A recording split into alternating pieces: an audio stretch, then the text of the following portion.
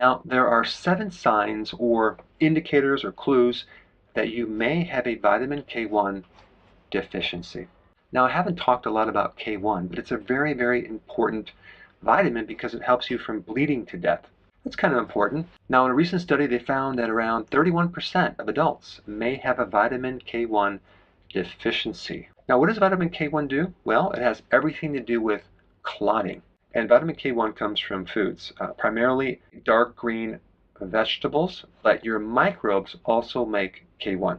Now, vitamin K2 helps you form your bones.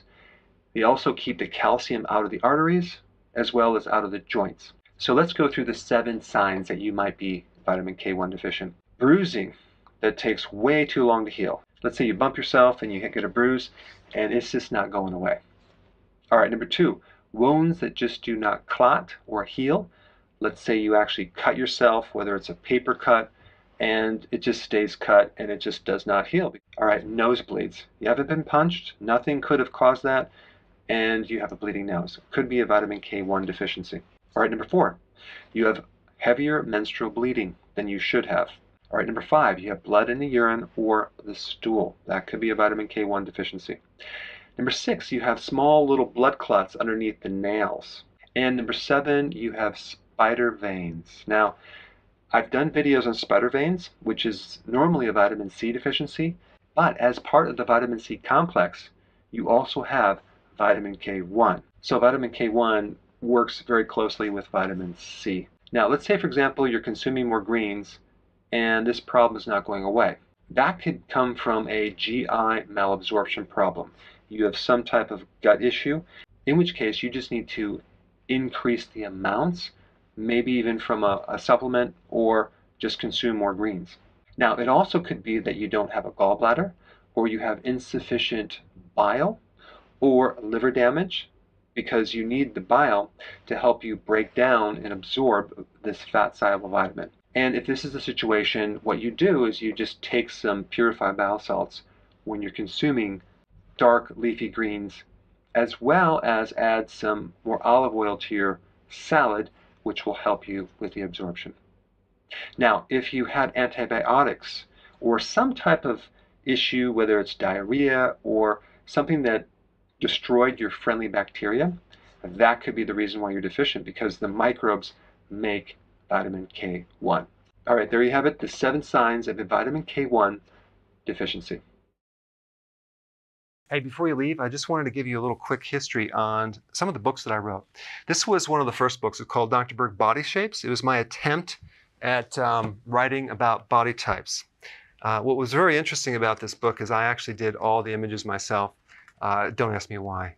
They look actually not quite as professional as some of the images that I have in the new book. But anyway, this is my first attempt right here called Dr. Berg's Body Shape Diets. And then I wrote a book more extensive called The 7 Principles of Fat Burning. I don't even have a copy anymore, actually, because it's outdated.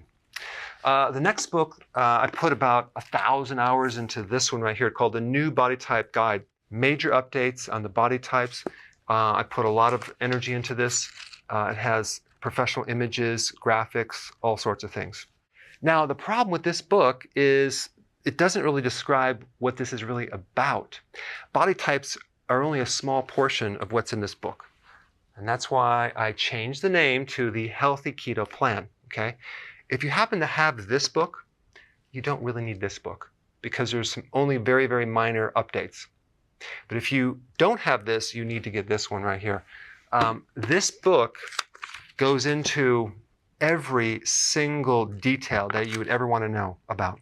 It goes into the 7 principles of fat burning. It goes into hormones, the body types, the basic keto plan. It goes into intermittent fasting.